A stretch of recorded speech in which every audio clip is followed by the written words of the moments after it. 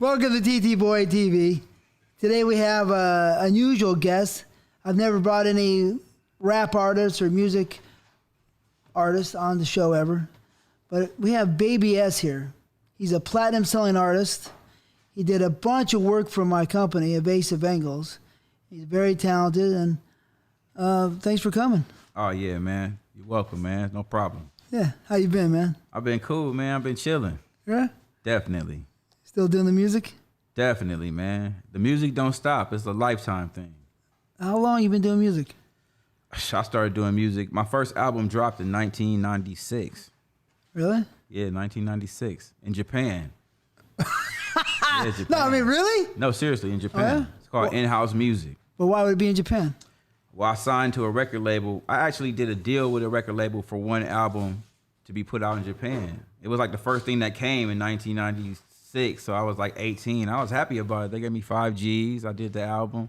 That was it. Oh, that's cool. Yeah. Yeah, you're young as hell, right? How old? I was young, man. I was 18. Oh, that's good, huh? Yeah, hell yeah. Did you ever do any battles, any rap battles? Yeah, I mean, I did a lot of rap battles through high school. I mean, that was the thing. Like, you know, you get in a circle and, you know, you rap. Everybody that rapped when I was in high school, they would stand in this circle. And if you didn't get in the circle of rappers, you wasn't a rapper. So that's the part of the culture. You have to battle. I wouldn't even necessarily call it battling. You just have to show your skill. You know, that's what you do when you're in high school and you call yourself a rapper. Right. You know, that's like... What schools were you going to? What school you go to? I went to... My home school was Westchester. They kicked me out, so I went to Palisades. I bounced to LA High. I tried to go to Fairfax, but, you know, that Fairfax was like in the opposite neighborhood than my neighborhood. Fairfax wasn't in a bad neighborhood, but the people that went to Fairfax were like the ones that didn't get along with people from the neighborhood where I grew up. So I lasted there for about like a day. Really? Yeah, I just got there and seen what it was, and I'm out of there. I'm like, nah, I'm not about to get on the bus and deal with this shit. So I ended up at LA High. How was that school? LA High was like the same shit too. You know what I'm saying? Like we had an altercation at the school, but I don't know. I just continued to go to school there. It might have been like the end of me going to school there. We had that altercation, but I do remember us getting into it at that school when I was going to that school. You know what I mean? Were you fighting or were you're banging too, right? Yeah, I was banging back. You banging for life, but when you like a teenager banging, you don't really have responsibilities like that. So you end up doing like stuff that you would never be doing at my age, or just, you know, putting yourself in situations that you wouldn't be putting yourself in at my age right now, you know? Oh, yeah, right. Yeah, but that's a part of it, though. That's what made me who I am today. You know what I mean? Going through those things. Yeah. When you started banging? I started banging at 14. Could have been like 13. When I was 13, I was from one gang. That's like that's my junior high school gang. That's the first gang I got. What was the name of it? I was from the Pervert Gangsters when I was... That's not funny, but... better, but no. The Pervert... I was from porno gangsters. Pervert, you know what I mean? It's kind of... They started at Overright. It was a couple dudes in high school, but I was in junior high school. So I was in a little high school gang, but I was in junior high school. So it was a big deal because I was around little kids, but the big high school kids would come get me though, right? And we used to have names like, it was Pervert. I didn't make the gang up, but this is the kind of shit they had going. Look, they had Big Genitals. It'd be a nigga named Big Genital. No way. Penis. It'd be a nigga named Penis and shit. Like, damn, nigga. But I mean, you were banging with those names? See, when I was from Perverts, Perverts had like one enemy, and they wasn't even like close. You never see them, so it wasn't like as... To me, it wasn't like a troublesome gang, right? So I'm just like, by the time I got into high school, I'm like, fuck being from Perverts. I want to be from a real gang. You feel me though? So I dropped that shit. But then where'd you go? I went to SJ. I'm Sex Jerks. Oh, what? Sex Jerks. Sex Jerks? Sex Jerk Crip. The Sex Jerks. Oh yeah. You feel me? But the Perverts was like, you got to get put off the Perverts. You feel me though? Cause I would always still see the Perverts, but I'm from Sex Jerks now. You feel me though? So it's like, man, what ended up happening, I went to the Fox Hills Mall with my boy. We ran into the Perverts. They tried to jump me and my boy. My boy drew down on them. the motherfucking Culver City police, they came and arrested me and my boy. I was hella young. We pulled off, hit a corner. The whole police force pulled us over, drew down on us and shit. Took me to jail. But see, my brother was a police. You feel me though? So I'm like, I'm young as fuck. Anytime I got in trouble as an adolescent, I always call my brother. So that's the first motherfucker. I'm like, call this nigga at the LAPD and tell him to come pick me up. You feel me though? Every time I got into some trouble, I'm fucking with these other niggas. I go to jail, calling my brother. You feel me though? I feel like I was only calling my brother to pick me up when I was getting in fucking trouble. You know what I mean? But he came and got me. They actually jumped me before my boy pulled the heat on him. You feel me? So while I was in jail, the sex jerks heard about that shit at the Fox Hills Mall, and they jumped me at the arcade. And then the sex jerks went up there and beat the fuck out them niggas right in the mall, like hanging them over the motherfucking pole and shit. It's like a historic ass whooping that these niggas got for doing that shit to me. You feel me? But yeah, that's that high school shit, man. I can appreciate it. Yeah. Yeah, I remember I had to fight. I think I was fighting a nigga from Perverts.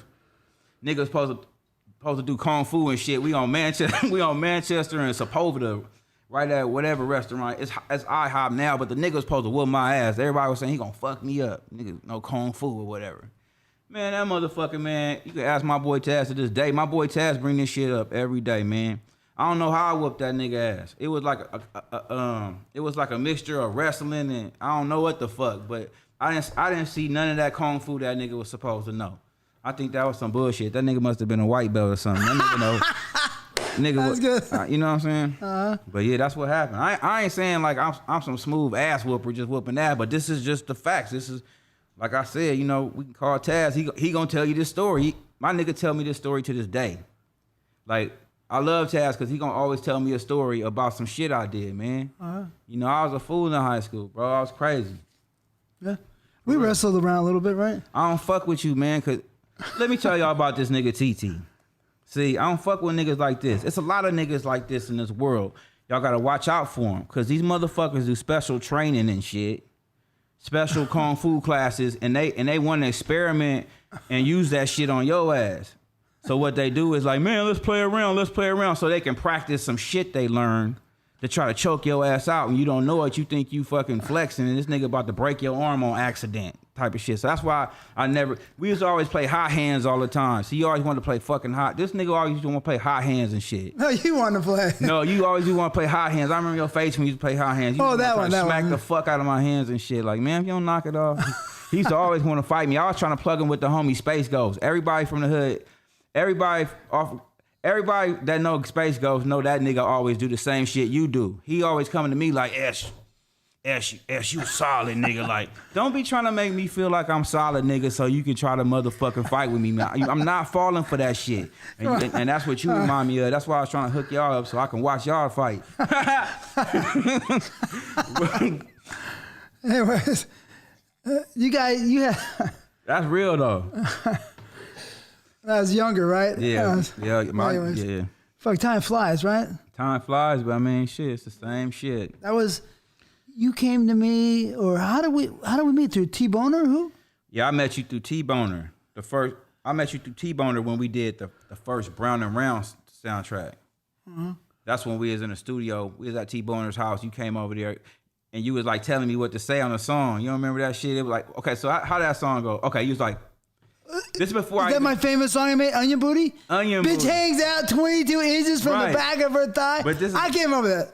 I think that was like the second actual porno song I did. Oh, yeah? Because the first one I did was with Jake Steed. Yeah, I thought you worked with Jake Steed, right? But I worked with his brother before Jake Steed. You know, I worked with his brother, had put that one together with T-Boner.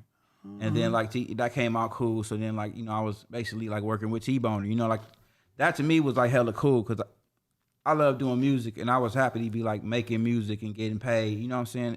Like putting my art out there, no matter what it was. You know what I mean? I was gonna give them my best. So like, that's why when I listen to the songs today, they still like hot to me now. You'll hear me rapping my verse from Big Bus Bounce with fat ass hydraulics or whatever, because I really put my heart into that shit. You know what I'm saying?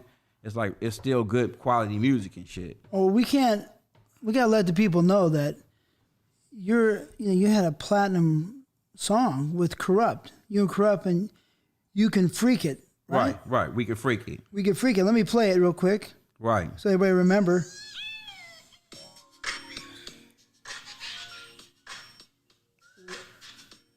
There's Baby S right there. There's Corrupt. Let me get your spot. Yeah. There's S there.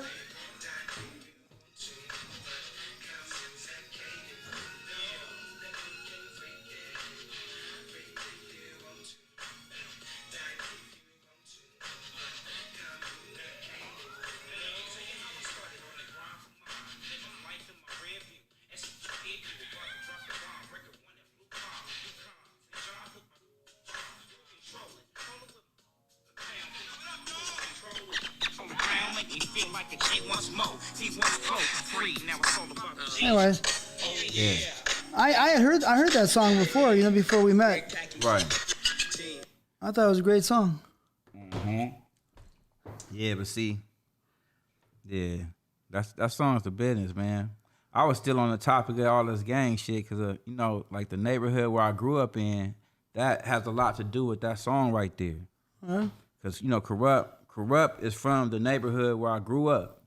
Because when I was in high school, I was from Sex Church, but I grew up in the 6-0s. Rolling 60? Yeah, the Rolling 60s.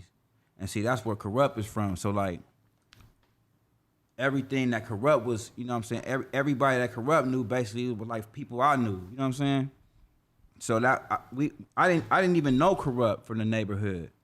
But I really didn't even know Corrupt was from the neighborhood till I hooked up with him on the music tip, you know what I'm saying? So that shit was like crazy to me, man. So when you were unbelievable. Yeah, he's talented, but I like your rap. Definitely. Just as good or better than Corrupt's, really. Oh yeah. Your flow, you know what I mean? Yeah, but for me, it's about the respect. It wouldn't even be a Baby S if it wasn't for Corrupt. You know what I mean? Not from the aspect of We Can Freak It though. It's from the aspect of like being an MC, fucking with Dr. Dre. He was always the nigga like that spit hip hop shit that fuck with Dr. Dre. You know what I mean? So like to find out that he was actually in the neighborhood that I grew up in, just right down the street, and I could have been the knew this nigga. That shit is crazy, man. You know what I'm saying? Doing that song with him was like a big ass deal to me at that time, being an artist coming up. You know what I mean? No, I can imagine. To me, it still seemed like a big deal. Yeah. The song is a big deal, but that was beautiful hooking up with my boy. You know what I mean? That was some beautiful shit, man. For real. When I look back at it, it was one of the greatest times when we did that song. It was one of the greatest times, man, in this music because we was on the East Coast. You know, my boy's on the cover of The Source. I mean, we doing all the TV shows. You know what I mean? So it's like I always owe him that. You know what I mean? I always feel like, yeah, man, I don't give a fuck. Like when nobody ever say like, I wouldn't be Baby S if I didn't fuck with Corrupt. You know what I mean? That's like bigger than life, man, to me, though, for real. How'd you hook up with him, anyways? Big Sleep hooked me up with A&M Records. That got my record deal. That's what he did. He actually got my first record deal. But I'm trying to figure out how did I hook up with Corrupt? Let me see. How did I hook up with Corrupt? I think it was because it was Battle Cat, bro. Battle Cat hooked me up with Corrupt because he was working on Corrupt's album, and I was already working with Battle Cat. So we was at Backroom Studio, Battle Cat doing Corrupt's new album. That album was a big ass deal because he was starting his own label and shit. So he had that power to sign artists and shit. So Battle Cat was working on We Can Freakin'. Actually, I did the song with King T first. See, nobody know about the song with King T, but King T was dropping his album on Aftermath Records with Dr. Dre, and we did Squeeze Your Balls. That shit was on the radio, underground, like 6, 7 o'clock. They'll play that shit on 92.3 The Beat back in the day, and like when Corrupt heard that made him want to fuck with me though. So I met him through Battle Cat. But that song is what made Corrupt say, hey, who the fuck is that? That's your boy right there, Cat. You know what I mean? From Squeeze Your Ball. So it's really King T doing that album on Aftermath and put me on that album is really what kicked everything off. But people don't know about that song, but that was really the hot song. That was the hot shit. Fucking Squeeze Your Balls on King T album. You know what I'm saying? That shit was on the radio underground about to pop off. You know Let's hear it. You remember some of the lyrics? Yeah. I think it was like, all of y'all sit back, relax. I take you to the olden time when rap rhyme wasn't the only thing I had on my mind. Push a nickel sacks of stress. Oh, how can I get rich? Turn Dolomite, turn out your bitch. Don't trip, staying true is what I'm in this game to do. Cause Hollywood niggas get around like the flu. Yeah, and this is King T. And don't trip, King T, nigga, King T, and baby, yes, some to the face. Let me find something like the chronic you smoke from side, baby, local, be going for broke. Long story short, in the hood go, to all my niggas, get involved. To all my bitches, get involved. And if you're down with smoking stretch, chronic weed, assess, grab your dills, nick, and squeeze your balls. To all my niggas, get involved. And on my bitches, get involved. And if you're down with smoking stretch, chronic weed, assess, grab your dills, nick, and squeeze your balls. Yeah, that right there. That's cool. Huh? That was the one, you know what I'm saying? And then, back in the day, man, when Squeeze Your Balls came out, man, it was crazy. Yeah, you got action? I was really supposed to sign with Snoop. Huh? Man, I was supposed to sign with Snoop, man. And I fucked around. I'm gonna tell you this, man. I fucked around and did my first fucking interview. I did my first fucking interview with this fucking Blaze magazine that was like a part of Vibe magazine, right? And the motherfucker, it's my first interview, and the motherfucker like was pitting. You know what I mean? Like this fucking lady was interviewing me and she was fucking pitting, like, but I didn't understand that pitting shit. She was like pitting for some drama. Cause I'm like, what I was trying to tell the bitch was, I was fucking happy that Corrupt and Snoop wanted to sign me. Like that was the shit. But that bitch went and worded it like Corrupt and Snoop are fighting over you. I never said that shit. I said, my nigga Snoop wanna fuck me, my nigga Corrupt wanna fuck me, like, it's some big shit like that, like gracious. The bitch flipped the shit and made it seem like I said, like I'm some hot shit, like, you know what I mean? Some bullshit, man. Like when I look at that shit now, it's like, man, I would have played that shit differently now, bro, keeping it real. You know what I mean? Like if a motherfucker was interviewing me now, I'll let the bitch pit me, you know what I'm saying? And then hit her with the real, you know what I'm saying? Where she couldn't fucking word it to be some other shit. Bro, I fucked up, bro. I was young, stupid. They did the same thing to me. Except I wasn't getting a record deal. I just was talking, and they said, this guy thinks he's the cat's meow. Whoa. And I'm like, when I saw the interview on Current Affair, I was like, what the fuck? They did that to you? 1990, yeah. Oh, wow. Stephen Dunleavy, I think, you know, I understand what you're saying, for sure. They can really twist some shit, bro. Like, and that made it like weird when a nigga went around the homies and shit. Like I'm some motherfucker think I'm like on their level. Like, man, fuck. So they just kind of. But at the same time, when you look at it from the fucking interviewer's perspective, that's what you fucking supposed to do to make your motherfucking story good that you're gonna fucking sell to pay your rent. So it's just like, that's how I see shit now. Maybe, right? I'd have turned that shit into a joke nowadays. I wasn't fucking smart enough to do that shit when I was 20. Maybe, yes. But I don't like to run that way. Yeah. I don't like to roll front like that at all, myself. They've done it to me numerous times in magazines, too. Right. But in any case, yeah. I remember the one song you made for me. Yeah. It always sticks in my head. Which one? You barely will remember it. What? It was called Sweet Cheerleader. Remember that one? You did the rock and roll version. Why you don't have it right now, man?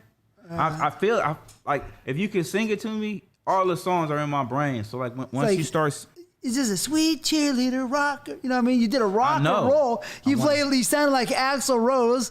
You know what I mean? Who's gonna believe that you sound like Axl Rose? It's beautiful. I wish you had that, bro. That's like everything. Like those songs I did for you was like, I did the beat, I did the vocals, I got the girl on the hook, I wrote her part, I mixed it. It's like all me. So like those are my babies.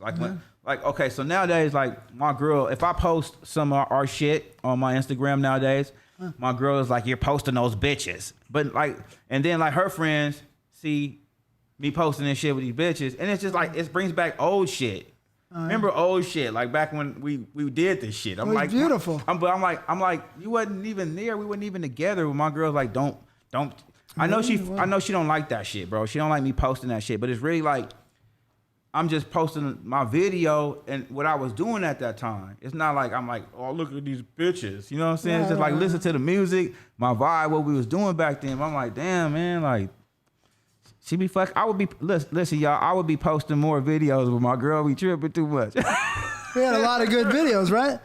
Yeah, but really though, we got a gang of shit I can't put out because they won't even let me post it to Instagram because you know the good parts of the shit. You know what I mean? Yeah, how many songs did you do for me? You think? I did. I feel like I did like 100. I feel like I did like I know I did like 125 titles. Whether it's the same song that played or whatever the fuck, but we did a shitload of songs. We got into doing 2 songs, 1 video, and two videos. Something like that. I think he's like 30 or 40 is what I think. But when you take the titles, you break the 30 or 40 down in titles. Yeah. No, they were in different movies, of course. Right. But I mean, we probably did, what, 10, 15 videos, you think? Definitely. Let's look at some of these we videos. did White Slave Girl. Oh, yeah. You remember that? That one, White Slave Girl, Spanish Fly. Those were like the first ones we did, like Spanish Fly. We had the White Slave Girl, Black Street Hookers. You did a lot of stuff for me. I thought it was very, very good work. Your titles is what kills me though. I gotta make a song off this title. So you like white, wet, butt. I'm like what fucking white butt, but man, that shit is so funny. But the songs, man, stick on me. You want to see? Let's hear this one, huh? Yeah. Baby S, Lexi Cruz, and Brian Pumper on Fat Apple Bottom Booty. Let me see. That one. Yeah, that's a cool one. Let's raise your hand. Oh, that's just the behind the scenes. No, yeah, that's the that's not the whole video.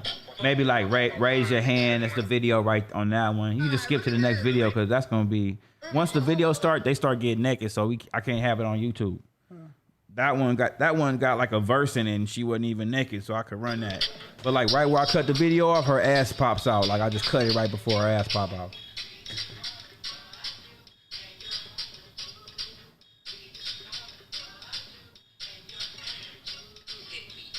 In the sea and want to get with me. Keep me activated when I penetrate it. And baby about to label with evasive angles, and we definitely throwing dick that these hoes can't handle. Might right on the wall cause I used to vandal, but I'm vandalizing cock when I come out them sandals. I'm the porno king, nigga, and y'all some jokers from the real street, nigga, with the thieves and smokers. Ooh. That's hard. Yeah, that shit's hard, bro. I tell you. So here's you and Corrupt, Baby S, and Battle Cat perform You Can Freak It. This is recently? Yeah, we just did that. We did that not too long ago for them when they opened Obama Street down there on Rodeo, La Brea, and what used to be Rodeo is now Obama Boulevard. So when they christened the street.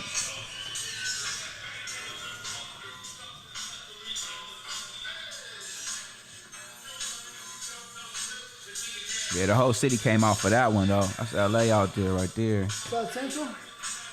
That's for about 10,000. No, it says South Central, right? No, that's right there.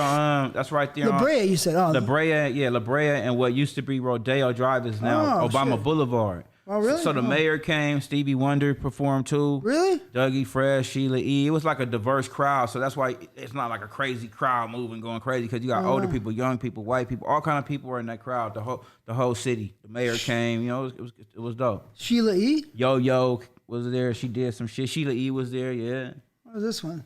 Stevie Wonder and shit. Stevie Wonder's great. Huh? Yeah. I think Dougie Fresh beatboxed while Stevie Wonder sung at that show. You know, it was cool. Let's see. Here's this with Corrupt. You and Corrupt doing the song for us. Brown and Round, right? That was a cool movie.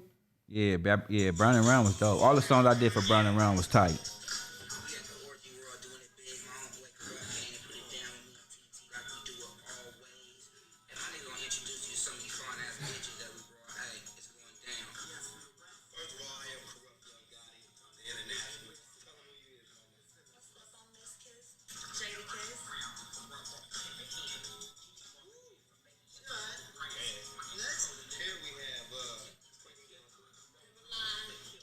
Yeah, he just letting everybody know their names and shit. He was on the one in the pink back in the day. Yeah, I mean that one girl was beautiful. I thought that one light skinned girl, Jada Kiss, whatever she was something. Oh yeah. But yeah, that was some good times, huh? Yeah, that was a good time, man. I love that, man. We had fun, big time fun, for real. Hey, you get paid on that song? You Can Freak It? Yeah, I still I own my right. I own my rights to this day. I never sold my publishing or nothing. I get my check from We Can Freak It to this day. How much he made? What's combined? I don't know. Gross. I mean, right? You know, well, I won't do the numbers, but We Can Freak It cool. You know, it pays some bills. You know, it's consistent. $1 million over the years? I don't know. Huh? I don't know. I don't think $1 million accumulated over everything, considering that it brought to the table, not directly from the song. You know what I mean? It'd be $1 million, but directly, I don't know. I only own of that song. I only own so much of it. You know what I mean? It's not like I own the whole song. You know what I'm saying? But I do own my part. My part is going to my kids. You know what I mean? It's not going to fucking somebody. You know. You know Ray Calhoun? No. From the Gap Band, the drummer? No. Okay. Not personally though, but I know the Gap Band. You know the nephews and shit. Right. Actually, the nephew is singing on that song. We Can Freak It. Andre Wilson. Oh yeah, Charlie Wilson's nephew. Yeah, he's actually singing that hook on there. Ray used to do editing for me, right? Okay. So he wrote that song for them, Outstanding. That's one of their greatest songs. Right, He's Knocked Me Out, right? Right. So that's all him. So he got paid on that one song. Does he still own it? That's the one. That's a really good song. He never sold it. He never. Okay, there you go. So he's made, I think, as far as I remember, 2 or 3 million or something, maybe more. But it's fucking been a long time. Yeah, 70s, right? Something like that. Right. It's been a fucking long time. Or more, but you know. He wrote the whole song. Mm-hmm. Yeah, so that's a big ass percentage of it. You know what I mean? Yeah. That would be called 50% of the song, and the other 50 is the music. Yeah. So if he wrote the song, then he owns 50% of Outstanding. That's a good ass song. And I don't mean to be talking about Outstanding business on my interview, y'all. I ain't in y'all business, man. So I don't think you know. Right.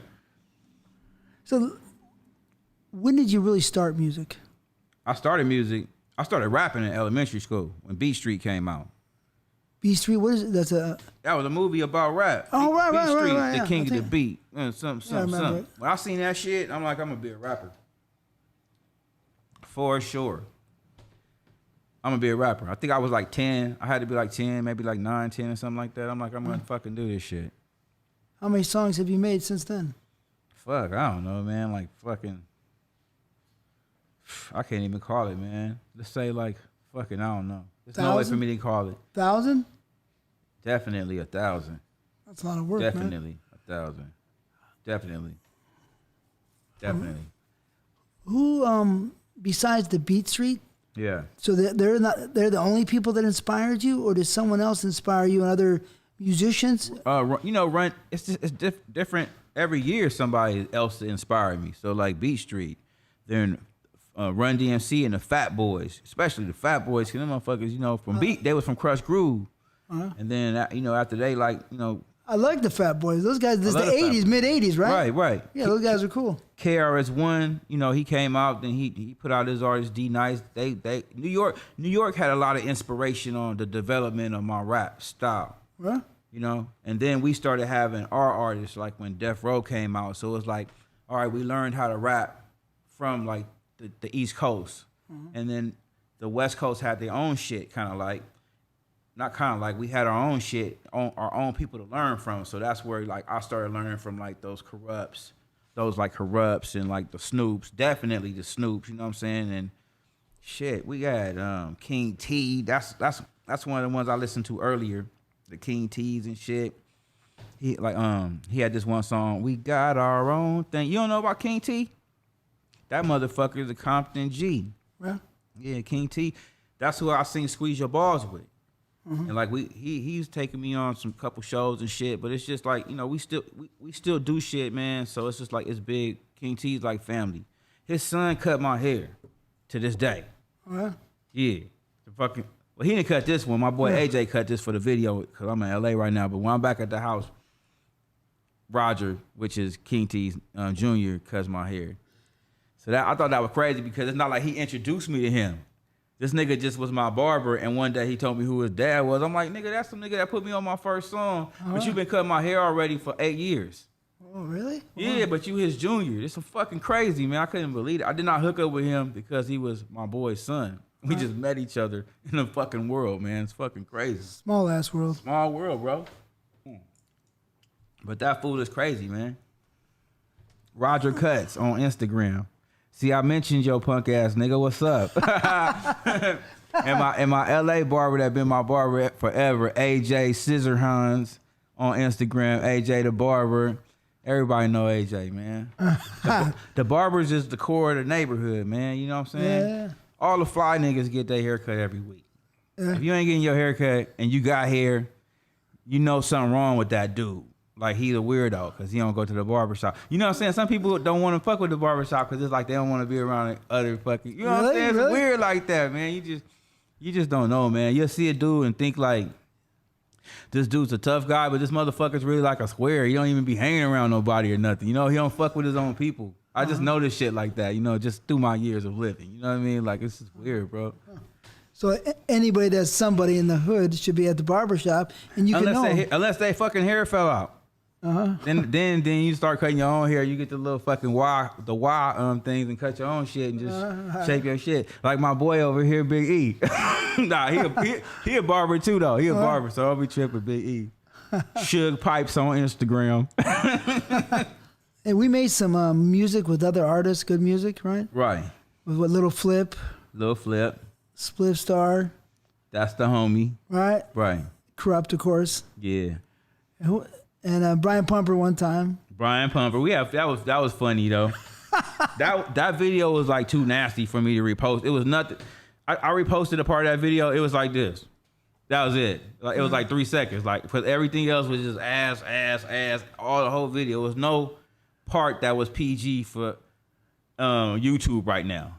The whole video was just fucking like nasty. We had some badass girls on that shit. Wasn't that Brown Around 7? Yeah.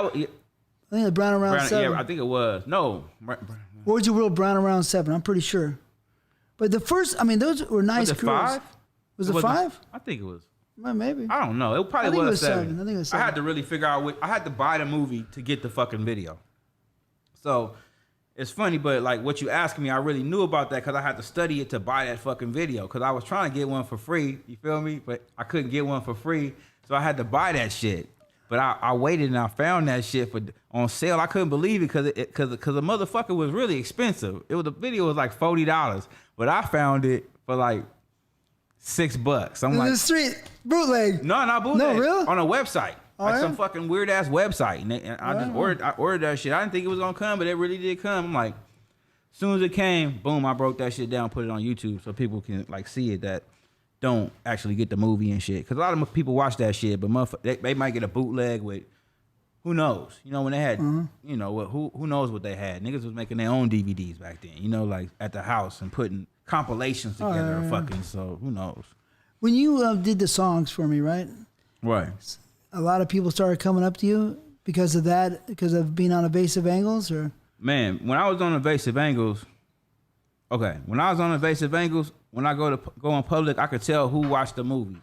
Yeah. They're quiet about it, but they're like... Nah, they always like be looking like they know me. Like, they be looking like they know me. Like, they don't know where, but they kind of know where it's from, but like, we close. Like, like I see them every day or something. Like, you know what I'm saying? They be watching that shit all the time, bro. Like, I could tell because it's like a certain person. Yeah. It's like a certain person. Like, I'll be pulling up in the slauson swap. He's like staring at me. It's not like they're staring at me like we about to get into it. It's like they're staring at me like you know me. You know what I mean? Like, not on the rap tip. It's a different, you know, it's a different thing when it comes to the movies and then the rap. They like, I know you. Like I know you. Like, oh, yeah. Man. But you said the movie. You said some of the homies that were rappers said how you get on the gig or something. You were saying? Well, you know, at that time, I don't know what year we started. About 3, I think. About early 3. Early 3. So my Ruthless deal had ended in 2002. So like, I didn't have the same manager anymore, so it's just like I was on my own. It was the beginning of me on my own. Kind of like a descent from the label because the label wasn't fucking with me and I didn't know if I can go get another deal if I was locked in at that time. Oh, really? How long was your record deal for? Well, I was on Ruthless from what? 1999 to 2002. Yeah. So after 2002, it was just like they wasn't fucking with me or something. Like it got weird in 2002. Like I got cut loose and dropped and shit. You feel me though? The Chronic came out in what? Oh, 92, right? That was way The Chronic back. came out in 2001, so that... No, the first Chronic. Oh, yeah, that came back, 91, back in the day. 92, yeah. Yeah, that was old. Yeah, right, all right. So they things got weird and you're on your own, huh? Well, it wasn't just me. It was like a lot of drama that happened at Ruthless. I talked about this on the interview, and a lot of people got mad at me, but I was just saying my perspective of what the fuck I thought happened on the deal. So I apologized to my old manager for voicing what I thought in my mind happened. You know what I'm saying? Because she's saying that I was fucking up. Because I was wild and young back then. You know what I'm saying? I didn't give a fuck. Yeah. You know what I mean? And also I felt like I could just go get another fucking deal. Fuck these people. You know what I mean? That's how I felt back then. Because also, we were having internal problems with that record label because, you know, it wasn't Eazy-E putting my shit out. If it was easy, and they always used to tell me that, it would have been a good thing, you know? But when it was his wife, who knows? You know what I'm saying? Maybe, who knows what happened? But she didn't do it like how Eazy would have did it with me. As far as putting this shit out, you know? Oh, you mean like they should have put it out continuously, or No, well, she didn't. Right marketing, or The marketing wasn't in the street. I never heard the shit on the radio. I seen a billboard up on Crenshaw. I didn't see. For me, I'm a rap listener. I follow all the albums. So somebody else dropping my album, I should be able to hear my album and follow it like the other albums I follow. But I didn't find it. I didn't find the Baby S interview on Rap City, because the owner of the label went and did the interview. Like when they scheduled the interview for Ruthless artists to come do it, the owner came and did an interview about who the fuck knows what. You know what I mean? So it's just like all that kind of shit. Like I was supposed to do my interview on Rap City, do my little whatever, free whatever style on Rap City or whatever the fuck, and then drop my album like everybody does. And like when she didn't do that, or like, I don't know how they do radio play. So y'all don't take this shit the wrong way. But for me, I feel like if you on a real record label, you supposed to go pay the motherfucking radio, whatever you got to pay them to get your artist playing. I don't know what the FDA or USDA beef choice, you know, what kind of rules they got, but I'm saying we know to really get this shit popping, you're going to have to either do some work, give out some chicken, cater to these people in some kind of way, whatever way is accepted. I don't know. But to get it popping, maybe we got to go paint walls for community service to get the shit on the radio. But tell me what we got to do. You know what I mean? you were down. Yeah, but I feel like being on a real label, they was bullshitting. That's all. Nothing having to do with the radio station. Them not playing it. Just I feel like the label could have handled their business better with the radio if they're trying to sell records and make money. Because that's what this shit is about. Yeah. For them as a business. For me, it's about an art, and I want to make some money. But more art, because I've been doing this all my life, you know? So Since grammar school. Since grammar school. And still doing it. And still doing this shit. So that's, 38 years, 37 years? How old did I tell you I was? Was that 5th or 6th grade? Nah, yeah. I was joking, man. I was trying not to put my age out here. That's what but he made me old on this motherfucker. TT trying to make me old, y'all. I was in elementary school in what, 96? Trying to fucking play me, man. Fucking teenager right here, man. No, for real. Yeah, but yeah. So a lot of years, 30-something years. A lot of years. Yeah, I've been rapping forever. If you count it from elementary school, it's crazy. Definitely 30-something years.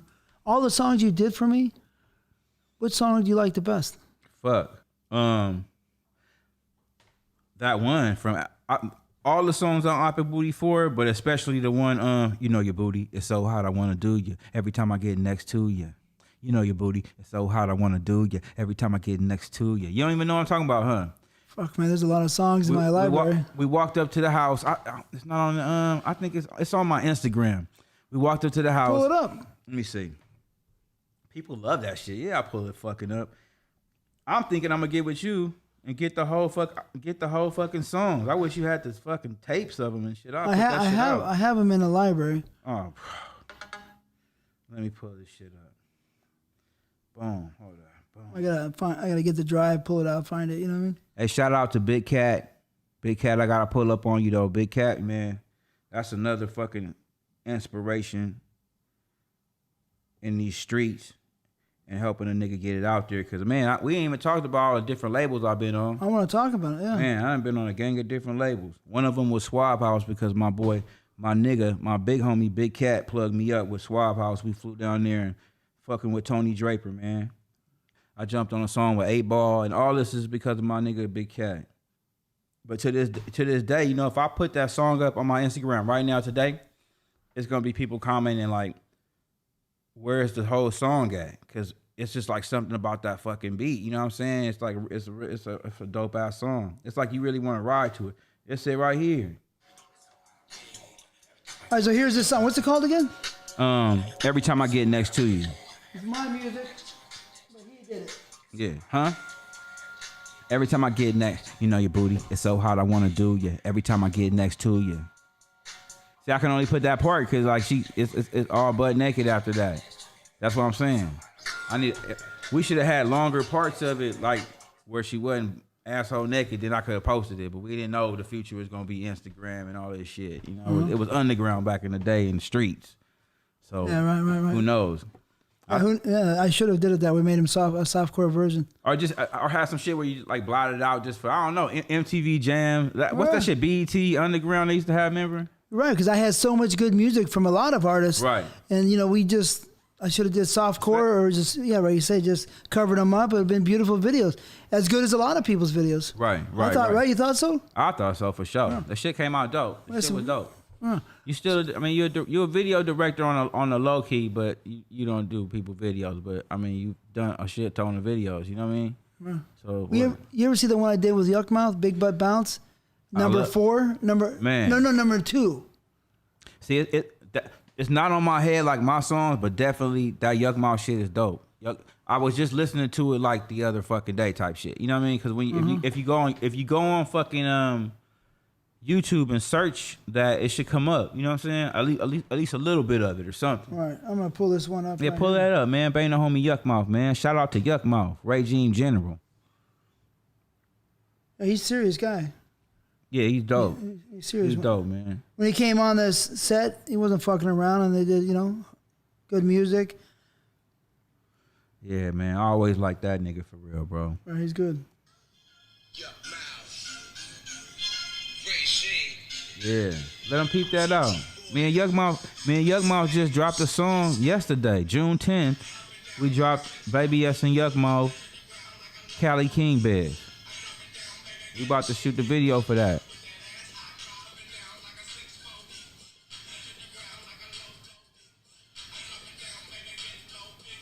Drew Down. Hey, so when y'all shot that video, they didn't get asshole naked for a long ass time, huh? I cut around it, but you see Drew Down in there, right? Yeah. I love that song he did. It's dope because they didn't get naked for a long time, so you can put a gang of that shit on YouTube. You know what I mean? Yeah, right. That beat sounds pretty good though, right? What you think? That shit's hot. Yuck not about to jump on no bullshit. Yuck a fucking general, bro. He ain't about to jump on no bullshit. Man. Drew Down right there, right? Yeah. Off these earphones, and his earphones, that shit's beating. Still clean, right? Sound clean. I love that song. That's my favorite song. Yeah. It's your favorite song. Well, you did a lot of beautiful stuff, but see, that's what happened when you do a lot of work for motherfuckers. They get used to this shit and start taking shit for granted. You know what I'm talking about? Nah, but that's all. You did beautiful work, and I always tell you. Definitely. Every time I see it, the beautiful work. I thought you're very, very talented. Nah, for real though. That's the you shit. are. Definitely, bro. Good voice. I appreciate that shit. Good too. flow, everything. Man. You know. Yeah. I'm not a rap expert, but for me, you know, I heard a lot of rap, and I thought you sound tight, clean. Yeah, for sure, bro. You know but anyway it goes, Yuck Mouth is another one of them inspirations from the Loonies time. I got 5 on it because when the Dog Pound came out, you had the Loonies. Those are all like inspirations, people that were out before me. Because you know Oakland ain't no joke. You know what I'm saying? So it's just like they came out representing boom. You know what I'm saying? That shit's hot. You know what I mean? Oakland shit ain't no motherfucking joke, bro. I was homeless out there way back in that day. Oh, me too, bro. 18th Street, 11th, 12th Street, and Telegraph. back in '88. Homeless. It was snowing out there. Wow. Snowing in Oakland. Snowing in Oakland? Which it don't snow, right? You say that's some bullshit, but it was a crazy ass storm. I was fucking homeless out there. That's crazy. Way back, it was like a day or two it snowed and then whatever. But that's what happened. That's what happened. It was snowing. You was in Oakland. It started snowing. Then like you went to sleep in the snow, and then you woke up and your dick was hard, and that's when you decided you wanted to do movies, bro. No, it didn't go like that. No, I was homeless and it was fucking hell. That's all you can say. Oh, it didn't turn out. It wasn't like the movie. See, when you make the movie, it got to be like you was in Oakland, and then you feel me, like I was slinging some, yeah, whatever, you know what I mean? But just trying to survive. But yeah, whatever, man. You know what I mean? Big, Oakland was fucked up. It was pretty. The whole Telegraph was tore up. Yeah, rough. Telegraph, man. Telegraph ain't no joke, man. But right now, all the cities, shit is still fucked up in certain areas or whatever it is though. But everybody diversifying, gentrifying and shit. So all neighborhoods that was bad. It's like good, expensive neighborhoods now. It's weird right now. Everywhere. L.A., everywhere. San Francisco. It's just crazy, bro. Well, you remember Telegraph in the late 80s? You probably I went wasn't there. out there in the 80s. I didn't go to Oakland until I did my first fucking album. No, I went out there on some other shit before that. But yeah, I know. I respect Oakland. Anyway, so you were on a few labels, you said? Yeah, I was on a lot of different labels. Now that I think about it. So we got the Japanese label. That was Blue Dolphin. Then I was on the next label. I was A&M Records / Entre. That's when I did We Can Freak It. And then the next label I signed to was, after that, I was fucking with Suave House. Then I signed to Ruthless.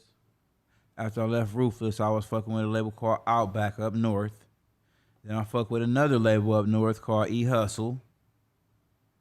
And I think that's about it. And then I include Evasive Angles as another company I work with. Just respected like a label. And that's about it. Then, that's not including like labels I did work for. Like just songs for. Like I'm on a verse on this for this label. I'm not including that shit. But I got those too. Like the King T shit was on Aftermath. Even though I wasn't on Aftermath, just to have a song on Dr. Dre's label, that's a big ass motherfucking deal. You know what I mean? That was big to me. And some more labels I can't think off the head, but So you in the studio with Dre before? Definitely. Oh yeah, definitely. How was he? That nigga was cool. I was in the studio when Dr. Dre was mixing East Coast, West Coast Killer. But this when I first came into the game. This is like right after I dropped that shit in Japan. Mm-hmm. And I wasn't as good as I am now. I was just starting, you know what I mean? But like soon as I went to the studio, like this is not the East Coast, West Coast Killer day. I was going up to the studio all the time. Once I was welcome at the Dr. Dre studio, I was going to that motherfucker every day. But I was hella young, like 19, 18. I used to go in that motherfucker. They used to keep all kind of like Cocoa Pebbles and all kind of shit. I used to go in that motherfucker killing all they fucking cereal. I was just like, this shit is dope. They got the candy, all that shit. I used to go in that motherfucker killing that shit. But I used to be up there all the time, so I've been in the studio with Dr. Dre, nigga mixing East Coast, West Coast Killer. This is when they dropped their first album on Aftermath. The fucking it had the nuclear bomb on the front, and the first single had RBX, KRS-One, and Be Real on it, and that's what he was mixing. And he was going in there dropping his vocals and shit. I'll be sitting in there while he dropping his vocals. That shit was like the shit. Like I'm in this motherfucker with Dr. Dre. But like when I first met him, I was hella anxious. So like I was in the room with him one day, and like all these different producers was playing shit. And I always respected this about Dre. Like I remember that day, the producer that was playing some shit, the beat wasn't really all that dope like that. It was cool, but it wasn't like dope as Dre shit. But he would like always be like, oh, that shit's dope. You know what I'm saying? Like, like he ain't gotta give nobody no props, but he can see like what he gonna fucking do to it to make it be dope. Like the beat don't be like when people bring beats to that nigga, he do some shit to it and make that shit be hot. Like if the beats don't come the way he make them sound. You know what I mean? Because that shit we was listening to that day, it was like whatever. But then when that beat was playing, I'm like, fuck that. I'm like, this is my opportunity. When that dude was playing that beat, I'm like, I'll jump right in his ear and bust my rap. Da da da da da da da da da. I'm in his ear. He probably didn't like that shit, but I'm like right there in his ear rapping and shit. You know what I'm saying? Probably spitting some bullshit too. Like I wouldn't spit no hot shit. I was spitting probably some bullshit. He like, this nigga in my ear. But they liked me though. They let me still come around. You feel me? Uh-huh. This when they was at record one. I'm a young motherfucker. This is 1996. You feel me? I couldn't get on shit, but I was around. I wasn't the artist I am today. I wasn't like that dope back then. I was just getting there, you know what I mean? But by 1997, I got on that motherfucking King T album, which was that they was putting out at the same studio where I met him at. But it was not like they knew it was me. King T contracted me to come. So they like, everybody was on that shit. You know what I mean? It was like somewhere I already been, I'd been called back, you know what I mean? To come work and shit. So that shit, that was like big as fuck to me because I was already going to Drake's studio. Fucking with you, I can go to the parties and hang out and shit, but I never was on those songs. So when Battle Cat and King T called me to be on that song, I knew exactly where I was going. I used to go to that studio all the time, you know what I'm saying? But this time I'm going to work, I'm like, fuck. Because I was working at Real Rooted Plumbing, doing plumbing work and shit. So I left the office from doing that plumbing shit, head straight up the motherfucking Aftermath, man, in my work clothes. They used to like me because I was a young nigga that show up in my work clothes. I was 18, but I have a plumbing suit on. You know what I'm saying? I always got the blue Dickies on, Real Rooted patch and shit. So they like, this nigga work. You know what I'm saying? He like a worker. I sit in the studio and just write rhymes in my work clothes. You know what I mean? But when I did that first song with Aftermath, I definitely was in my uniform, dirty, kind of not funky, but I was in my work clothes, bro. You know? They put me on, man. King T put me on. Got my first real check. You know what I'm saying? It wasn't like real, but for that song, I probably made like a 5-6 G's for one song though. So that was like shit. Hell yeah. Well, you're young and it's great, right? Yeah, I was young. Like fuck. Beautiful. Yeah. What all artists rap artists or all artists? Which artists have you worked with side by side in the same studio with? We did I'm gonna just start wherever. We know the Lazy Bone. We got that video. You and Lazy Bone? Me and Lazy. What's it called? Make My Day. Huh? Make My Day. That was on Ruthless. I did J.O. Felony, Cocaine, Snoop Dogg. Are you and Snoop Dogg together? Yeah, in the studio when we did. What's the song called? Do It Right. Do It Right. I went up to Snoop's studio and did that. That's when I moved to the Bay. That was like kind of, it wasn't that recent, but it was like recent. Since I moved out, when I moved, you know what I mean? I came back. I was on house arrest in L.A., but I was living up north. So I had to come down. I had to come back to L.A. and be on house arrest. So I'm like, on house arrest, signed to a label up north, and I put it together on house arrest because I couldn't leave after 6. So I just be trying to work, getting on the phone, handle business. So I put the Snoop shit together from house arrest. And then like the day before I got off of house arrest, he like, oh yeah, let's do it. You know what I'm saying? I was able to go up to the studio and create the song because I was like fucking sitting on house. I wasn't on house arrest that long, but I had to do it in L.A. when I had moved. So it's fucked up. I'm at my mom's house, but I can't even leave the bottom of her house because that's like the feet that I can go on my house arrest. You know what I mean? Like the bottom of her house is my apartment type shit. So that was some weird shit, man. But I put that together with Snoop. He said, bring your ass to the studio. Let's do this. You know Snoop for a little while, right?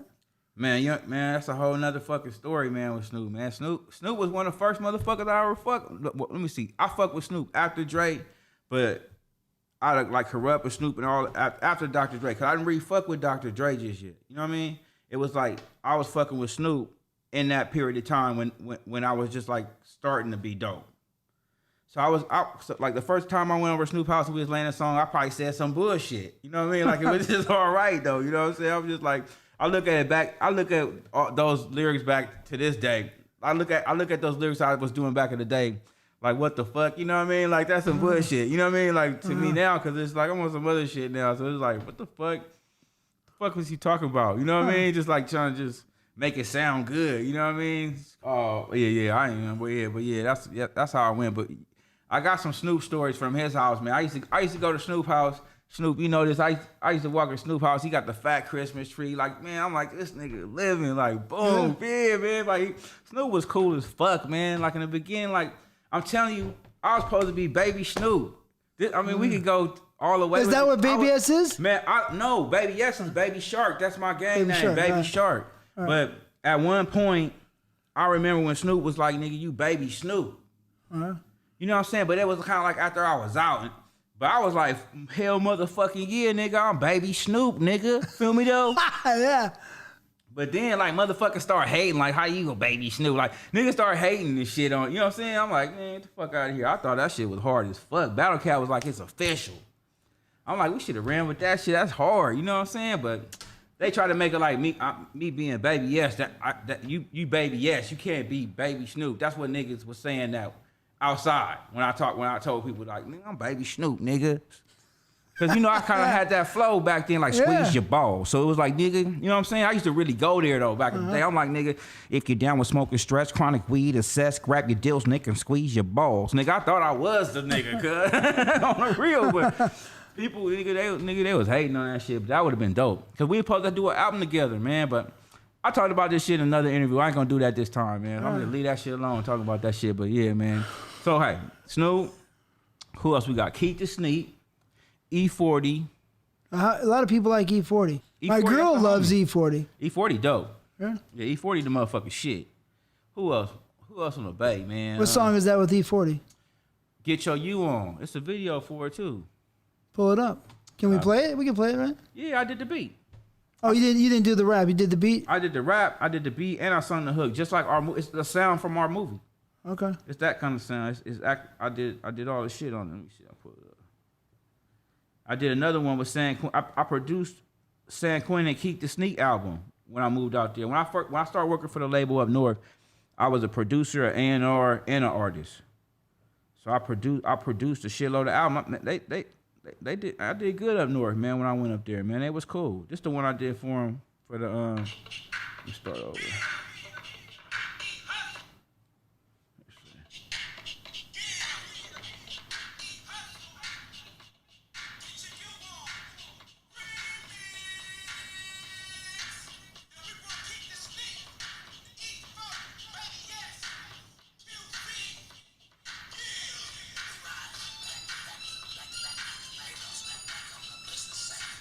I'm on my Puff Daddy shit. Like I'm just dancing in the video. I did the beat. You know what I'm saying? I'm just like, oh yeah, I did the beat. Niggas don't even know I be getting down do the beat. But I'm gonna sing the hook too. We gotta see R&B Baby Yes on this one, bro. All right.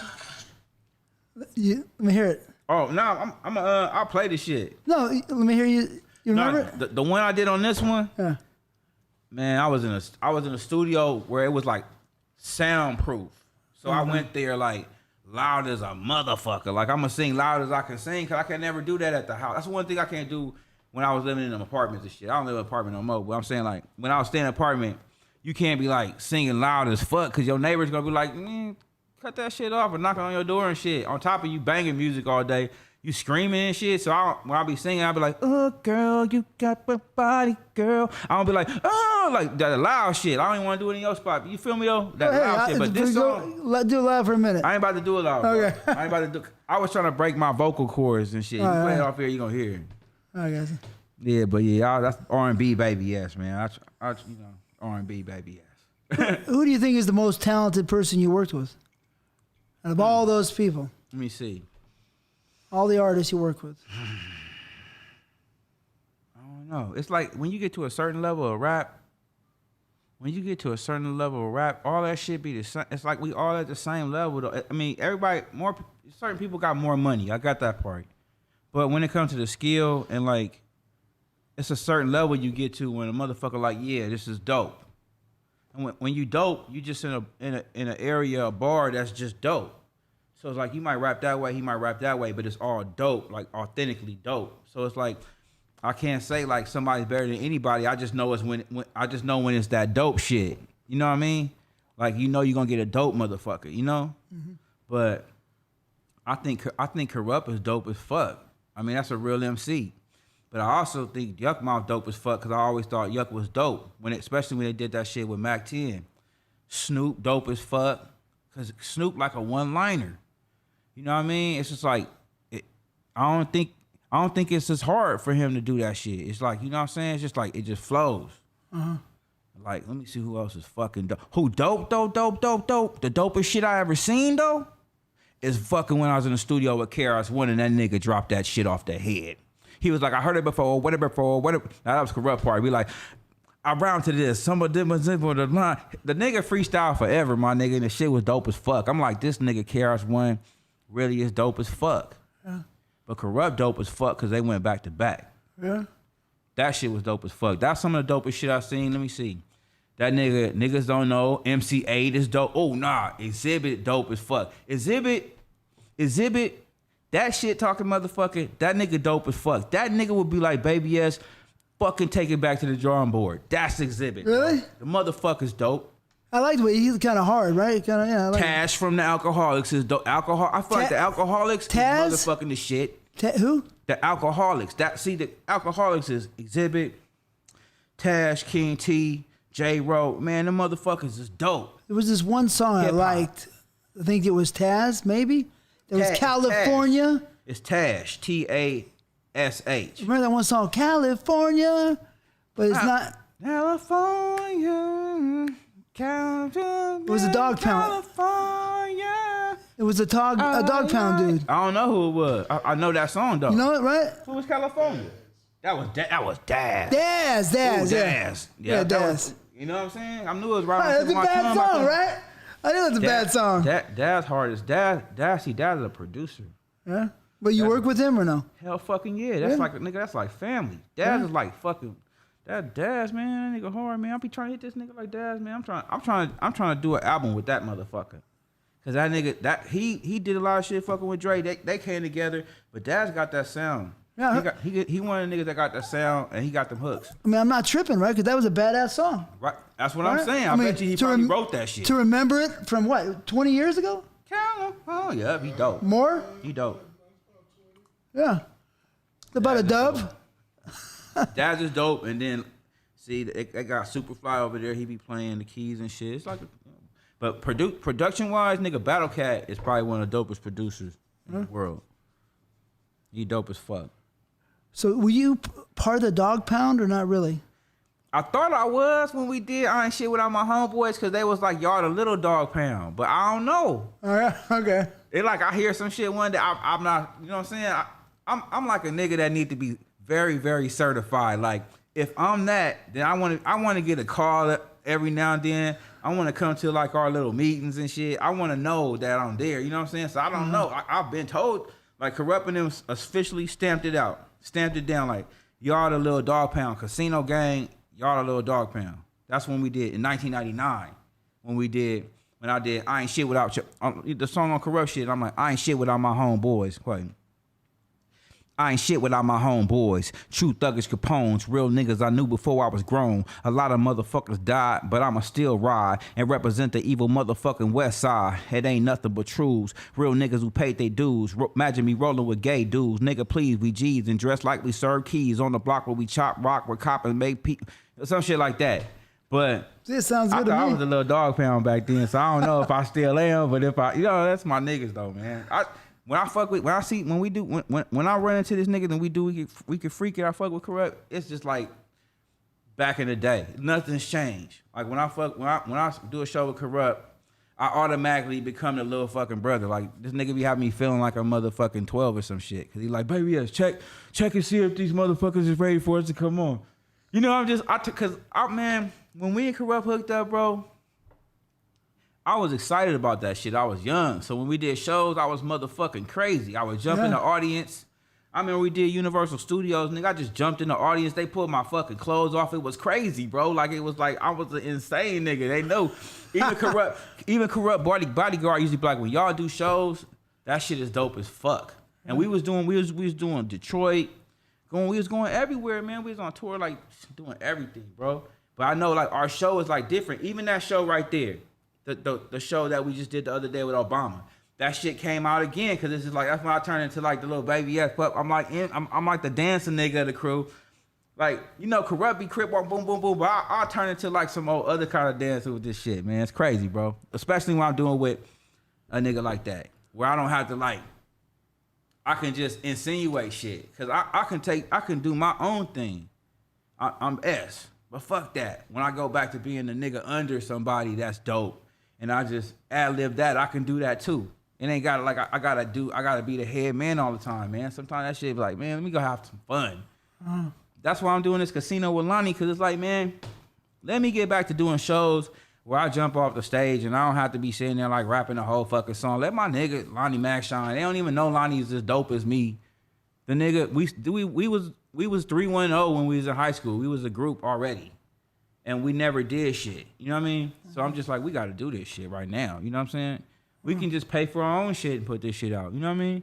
So that's what we doing now. So that's why it's like, with him, we just gel together with Lonnie Mack. So you got a new album, you're saying? We just did. Our album is dropping out. We just shot the new We just shot 2 videos. See we did a whole album. The album we just finishing it. So say I mixed 14 songs off this album already, out of 18, right?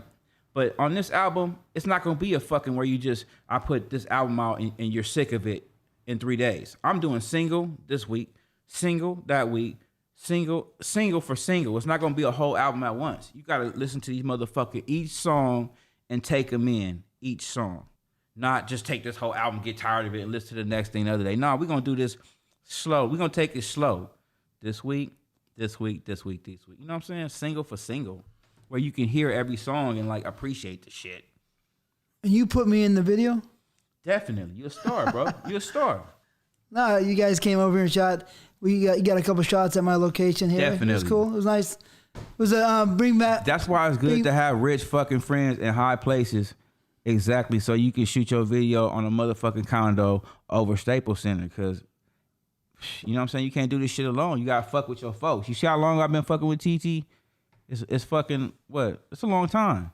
Point being, you know what I'm saying? It's like shit. That's appreciated. Fucking with my boy, you know what I'm saying? Yeah, it brings you back to old times a little bit. Yeah, definitely. You know, we got the Yuck Mouth one coming up. I didn't want to do the Yuck Mouth one this weekend because I want that shit. I want to script that shit. A little bit of acting. Let's bring some girls in. We can't be doing this shit with the pool on the side without the bitches. Can we throw the fucking the 4-wheelers in that motherfucker? Donuts? No, some shit like that. I don't know. Oh, that's a nice pool, man. I can't even messing up my concrete. No. I'm not saying throw the 4-wheelers up. I'm saying go out to a little dirt park and do some donuts on that shit. No, fuck the pool up, bro. No, the concrete. You know what I mean? Not on the. I'm talking about in the dirt. I guess. Yeah, no, that ain't nothing. Yeah, definitely. That's why I can help you with the 4-wheeler. I want to do a script this time. Bring some bitches in the video. Well, man. Let me ask you a question about the current artist today. Right. Who do you feel is truly talented, and who do you like? Because you don't always like the people who are truly talented, but who do you like today, and who is truly talented? Who's truly talented today? We know that Nipsey Hussle was super talent. So we got who I listen to. When it comes to shit I listen to, I'm fucking weird. Okay, so for example, all right, let's just do it like this. If I can't play anybody's music, I'm not about to play nobody's music. I'm just gonna look and see what the fuck I be listening to instead of even thinking about this question. So I got this Cali King Bed, Baby S featuring Yuck Mouth. I got this In the Waters, Casino Game featuring Baby. Nah, I like T Grizzly. T Grizzly? That's one. That's something right here I like. I like that new shit with Chris Brown and Young Thug. That shit's cool. My son like Lil Blueberry's Fago, so I've been listening to that because my son 10, he like that shit. So I kind of like it anyway. That shit dope. Let me see what else I got. I got oldies in here too though. I like that One Question E40 got with Jeremiah. I love Mahalia. That and she dope. I can't sing it, but Mahalia dope. Her, she dope. That shit. She got like. Not her new shit dope, but I'm saying I be listening to like underground shit she got. That's dope. I got Roddy Ricch. Niggas gonna hate on me, but I still got that Soulja Boy in my shit too. I still like that nigga. Soulja Boy cool. But I got the old shit that Hop About the Bed. You know, that was banging that shit then. I got Sir, this nigga named Sir, that's a new singer. He dope as fuck. Cause you just can't say rappers, cause I listen to rappers and singers. I get tired of listening to rap, I gotta bounce over. I got this kind of old, but I still got Jacquees shit in there because he got that one that's cool with Troy. What's that nigga there? Tory Lanez. He dope. Let me see who I got here that's new. I still be listening to Bobby Valentino. That nigga dope. Let me see. Jadakiss. I got that in that motherfucker. Let me see. Is that to me? Or I'm saying this is what I'm listening to, man. That's good. Yeah, I'm listening to everybody, bro. Well, are the rap artists or musical artists, singers, whatever, the music today? Because for me, I like the older music, right? but I'd like to have your opinion. You're like a music conductor, not me. Right. Is the music today as good as the music yesterday? As in, 60s, 70s, 80s, 90s? See, that's a good question. For some people, if you want to be like really biased, you can be like, okay, well, 90s hip hop was just like that real hip hop. That's true. But for today, if you really sit down and listen to the music they're making today, or if you even try to make the music that they're making today, you will see that shit got the same strength and articism in it as the old shit, kind of like, you know what I mean? It's good too. But like, if you like only bang that 90s shit and then you go and listen to this shit, like they like auto-tune, girlfriend, that's just like the sound that the youngsters like. That's catchy. It's just about catchy. You know what I'm saying? It's just like different years, catchy changes. So like my dad listened to like old shit. So when you hear the shit that I listen to that we say is the doper hip hop than the shit that's out now, my dad's like, yo, that's garbage. Cause he listened to the old, he's like, oh on girl, I love you. But see, like, I don't want to like jump topics like that, but see, like, that's kind of shit my dad listened to. But for my years, we would be like, come on, girl, I want to fuck you. My dad hear that shit, he like, what the fuck? You know what I'm saying? Y'all done just garbage. That's what he feel like. You know what I mean? So everybody feels like the next generation's music is garbage. You know what I mean? But when you open-minded and listen to what's fucking new and take it in like you take in the shit from your day and his day and all days, it's all good shit because people like it. They like it for a reason. So it's better for me. I try to find a reason that people like that shit. So I'm listening to all kind of new shit, and that's why my style as a rapper kind of like, to me, like stays up to date. People like, oh, that shit's hot. Like all ages like my shit because I like all the music. I'm not trying to like down what they doing now and don't do that. I probably rambling on, so let me stop. All right. Well, on that similar note, which era, you're going to have to pick one, which era had the best music? 60s, 70s, 80s, 90s, thousands, tens, or... So you asking my honest opinion? Yeah. The 80s. The 80s. You got Prince. Wait. Michael. Wait. I retract that statement. Because I'm like, so I can't sing nothing that's somebody else's song. I'm trying to sing some oldies. Let me just pull my phone shit back out to say the oldies, that the era that I think is the dopest. I'm fucking sorry, because in my shit, I didn't name this era, because this is what's in my phone. Shit I like. It's weird. All right. Norman Connors, You Are My Starship. Alexander O'Neal, If You Were Here Tonight. What era? Fucking like give me 75, 76, 77. I was barely born. So we get eras by decades, you know what I mean? So 60s, 70s, 70s? 70s. Because like I love the 80s, but if you have 80s and 70s music in your fucking shit, the music changes in the 80s. It's like a different thing because I got 80s in my shit. It changes from 80 to 89. It's way different, huh? Definitely. I hear it, yeah. You know what I'm saying? But I'm like, I fuck with Tears for Fears. You know what I'm talking about? Yeah, I got Tears for Fears in my shit. I'm weird. I got motherfucking, but one of my favorite songs is Patrice Rushen. You Remind Me. And then one of my favorite fucking songs I'm singing, I can't sing nobody else's shit. Because why not? I can sing it. All right, this is why I be singing my son. Just a little teeny piece. Okay, my son young as fuck. He be looking at me crazy when I be like, some people are made of plastic. And I do this voice. Some people are made of wood. That's the motherfucking, what you see is what you get. That's some old ass shit. It's like before my time. But I love that shit. But my 10-year-old son like that shit because I be singing it to him. And he like, what the fuck are you singing? And I finally play it for him. And he hears the real song. And he like, what the fuck? You know what I mean? Russ, see, when I listen to a lot of the Motown music. Right. I say, oh man, you feel something. Which Motown music? I'm gonna tell you which Motown music. I don't know all the guys. Temptations has some good stuff. See this the Motown music I'm fucking with, and then I'm gonna put my phone away for the night. And then also, y'all, Tina Marie is like a number one in my shit. That's like number one music for me. The whole, Tina Marie was the 80s, right? I don't know. I think she was the 70s. The end of, 70s? I'm not Okay. sure though. Because I was just barely born, but I fucks with that heavily. But a lot of people talk about Motown. I want to pull up my Motown compilation of the people I fuck with, because I fuck with my boy. Don't look any further. The new Motown people. It was like, what's that one? Tonight, I'm gonna make it real. Paradise rock you all night long.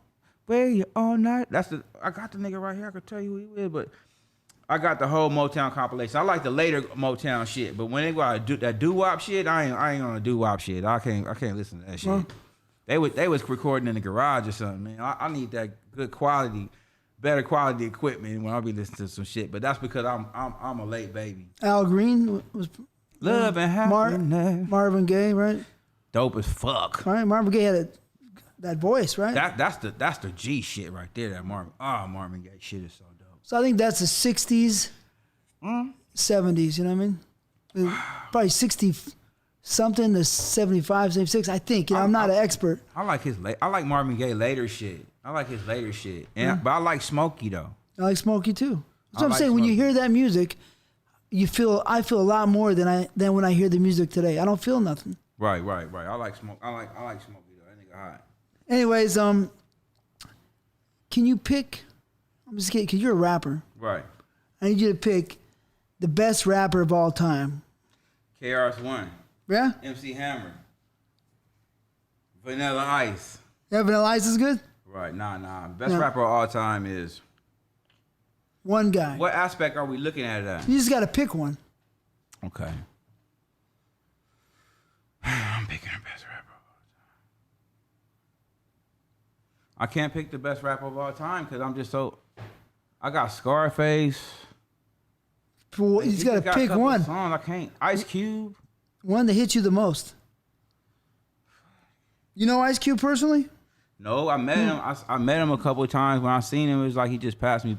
I mean, I've seen him a gang times in passing, because I'm like still like a groupie to Ice Cube, man. Like I'm just like I ain't on a level, bro. I'm just like when I see Ice Cube, I'm just like, man, I feel gracious to even be in the presence.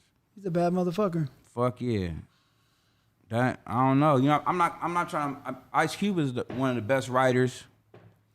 Fuck, man, that's a hard question, bro. You can't do me like that. I listen to too many fucking people. Too bad. You got to do it, man. Pick one. Tupac, Biggie? No? Tupac and Biggie, I like them the same for different reasons. Yeah. I Ice Cube's can't do better? it. I mean... There's no way I can do it. I can't just proclaim that somebody's a... All right, two. You got two. Pick two. Okay, pick two. It's still hard, bro. It's still hard. I can't fucking think of it. Like, Well, you say KRS-One, right? but on a freestyle, it's just like... That's a deep category. You know, E40 drops a hell of a lot of records. I can't call it, bro. I like too many people. I like too many rappers' music for me to say somebody the best. Really, I like who I like the most is Dr. Dre shit. But he don't really, you know what I'm saying? It's weird. I don't know. I like them beats, but that's because I grew up on the West Coast. But it's like, Beats are bad as hell, right? let me go to the East Coast and think about, because we think about rappers. I like the Mobb Deep. I was on the Mobb Deep. Fuck. Slick Rick is one of my favorite rappers. How about Slick AZ? Rick, Dana Dane. AZ? Go back. What about AZ? AZ dope. I was following AZ hard. Nah, son. But man, I can't call it, bro. Let me see. Fat Joe is there. DMX is in there too. Man, I fucks with everybody's shit. All I right. don't know. I like Young Jeezy shit cool too. Yeah, I like that. A couple of songs. Riding Dirty, right? That was beautiful. T Grizzly dope. Yeah. All right. Riding Dirty. Riding Dirty. What do you mean Riding That's Dirty? Young That's Chameleonaire. No, I thought that was Jeezy. That's Jeezy. No, you catch me riding. That's Chameleonaire for Really? sure. Yeah, Jeezy shit dope. All right. I don't know, bro. You ever part of that West Coast, East Coast beef? I came in at the end of that shit. Yeah. I came in at the end of it. It was hard. It was hard for us when we did We Can Freak It. It was hard for us because it was coming off of that. So we would have to still kind of face that because the world is so big. There's so many people. So even though it's like dying out, you still got people that kind of like remember that. You know what I'm saying? It's in the air still a little bit. So that's the era that I came in at. But that shit died. I was really never a part of that. That's like before I got in all the way. Which way do you see music heading? I don't know, bro. Music, where is music heading right now? Who knows with all these auto tunes and shit? It's like, let me see. Where do I see music heading? Less work. Everything is less work because it's getting so advanced in like the equipment and stuff. Like if you don't sing, you can do auto tune, so you don't have to work as hard. So wherever it's going toward an easier route. So, in honesty, if you ask me where music is going, it's going to like 4 words and that's a verse. Like dick, shit, fuck, dick, shit, fuck. Like no lyrics. The less lyrics. Probably like you just listen to the beat and ad-lib it. Huh. I don't know where this shit's going. I think I totally understand what you're saying. You know what I'm saying? It's just less work. Right. You know what I mean? And that is that the spirit you think of the people? They don't want to work as hard? Is just the technology, a combination? What do you think? It's the technology. Yeah. It's the technology being available at home. It's too, now you got people that don't have somebody sitting over them, but like saying like, oh, you need to go left or you need to go right. You could just try some shit, which is shit, fuck, and then a million people buy it. Now everybody's like, damn, damn, you know what I'm saying? Everybody's biting that. Whatever somebody buys and and people make money off of it, that's what somebody's gonna copy, and then there you have it. How we forgot to ask this question. On the Evasive Angle sets, my companies, how was it, hanging out with all those there's a lot of pretty girls out there. How was it? It was crazy. It was crazy. It was crazy because when I used to come to work for TT, y'all, I would be doing a 4-minute song, right?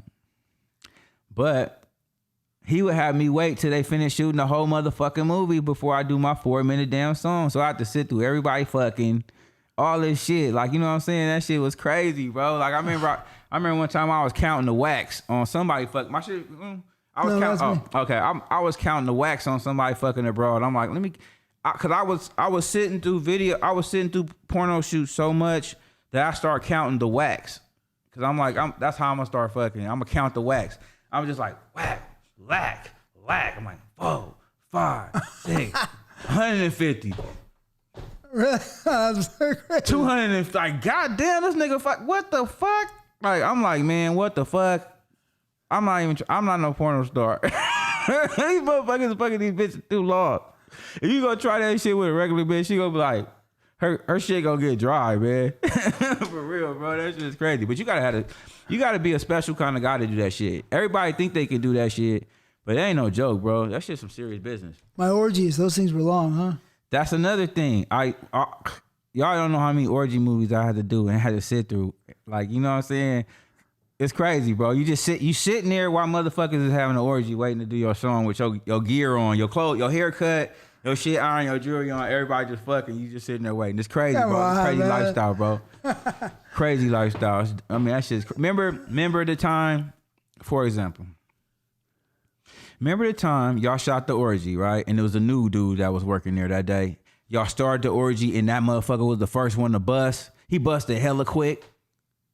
Man, we was doing, man, remember, you know Tony Franco? My cousin.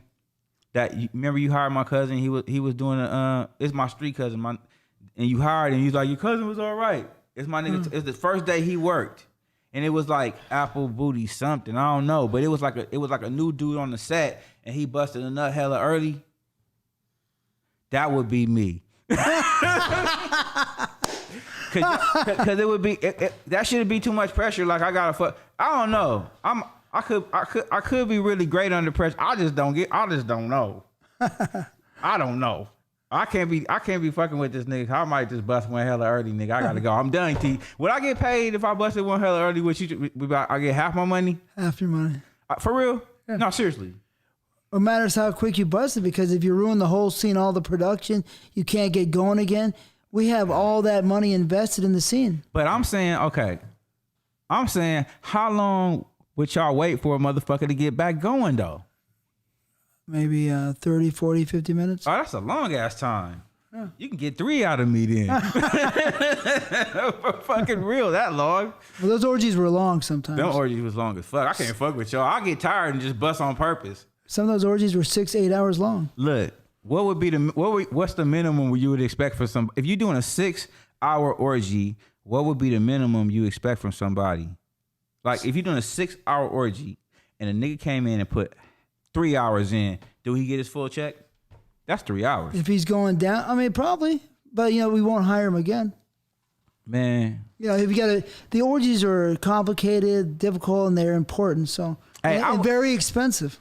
I'm in the streets. For the streets. Motherfuckers, this is the question that all the niggas in the street want to know. How did these niggas be splitting the booty?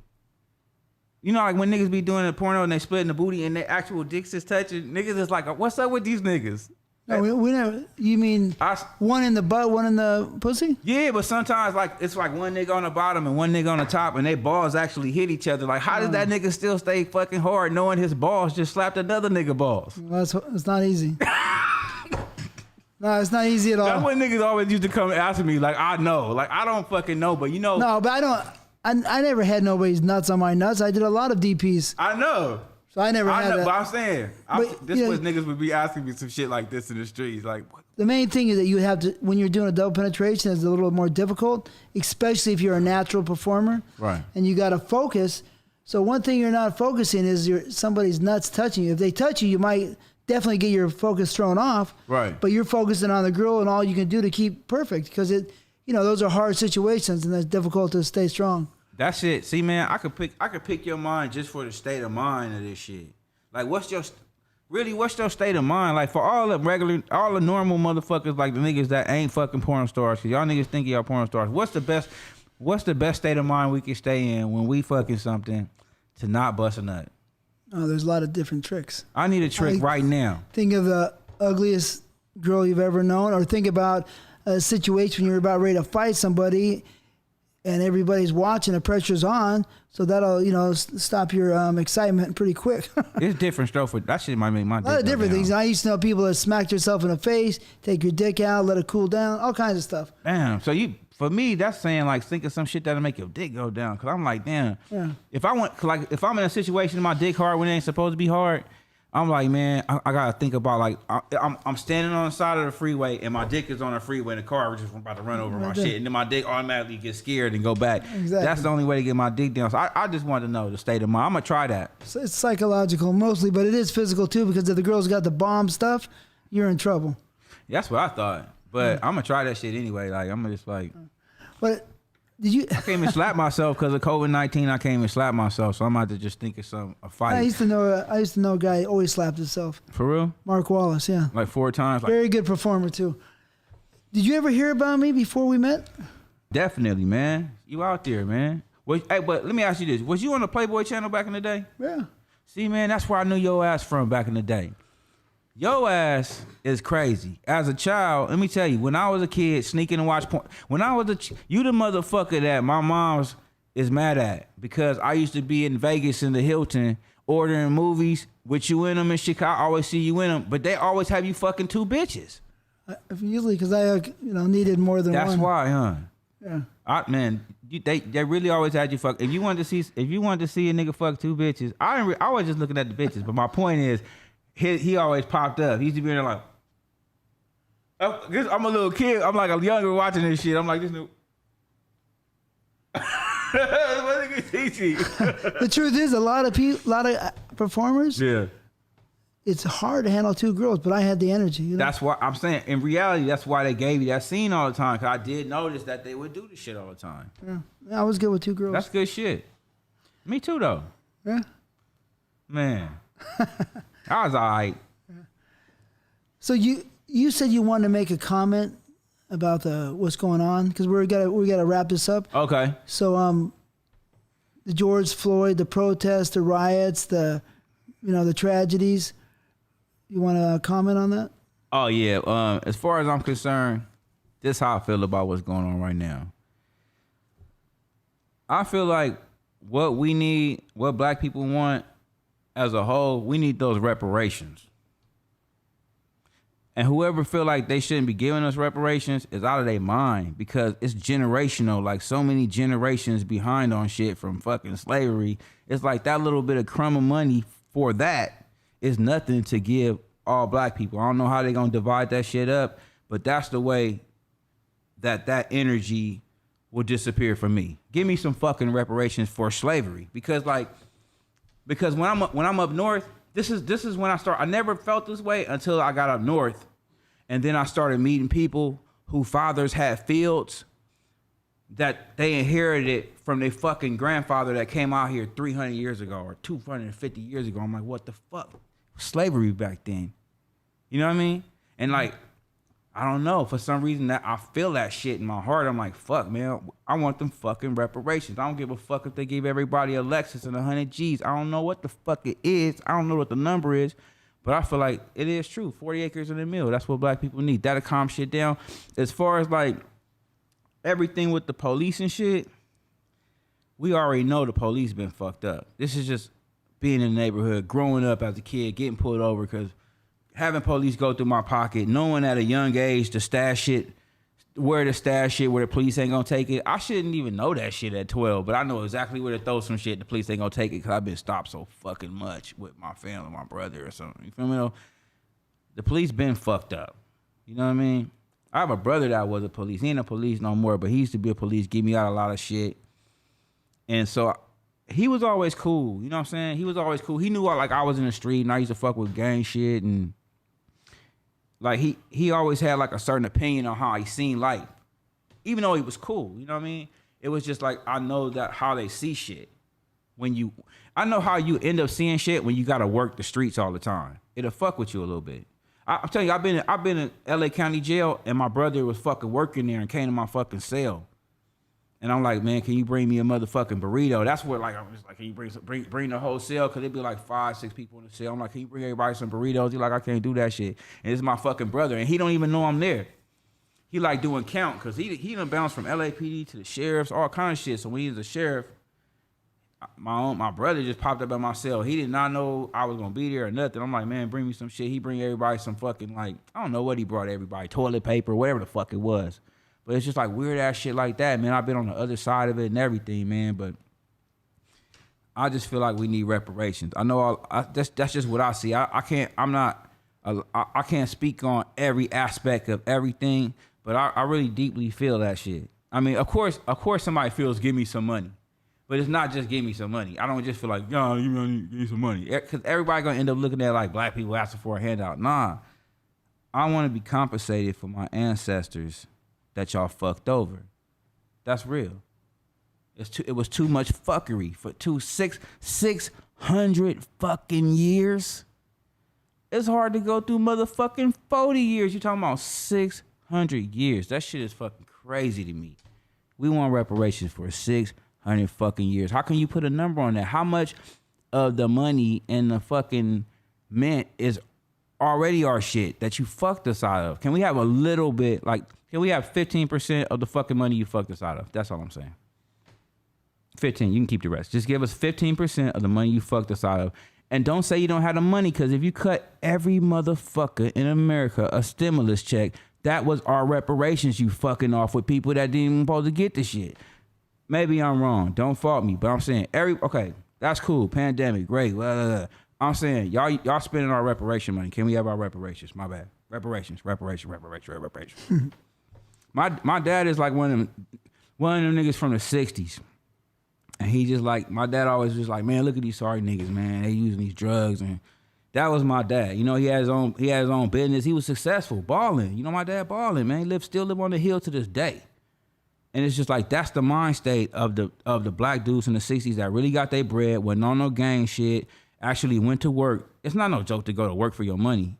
If you got over $2 million and you just went to work, man, get out of here with that, man. You know what I mean? That's hard work. So it's just like, I respect the old generation. They agree with me. I just want some reparations. And it ain't just me. I just feel like that's how I feel. Okay. All right, so we're going to sign off. I went there, y'all. So it's On Ttboy TV with Baby S. Thanks, S. And Oh yeah, always, Everybody bro. look out Yeah. for Baby S's new music coming out. So I just dropped that single on June 10th with Yuck Mouth, Cali King Bed. That's on iTunes right now, Apple Music and everything. And then me and Lonnie Mac we dropping Casino. So we just dropped 2 singles last week and 2 videos are coming out. Should be out in the next 5-6 days, and that's it. All right. Stay tuned. Talented. Thank you. Thank you, man. Nice to see you. For sure, man. For sure.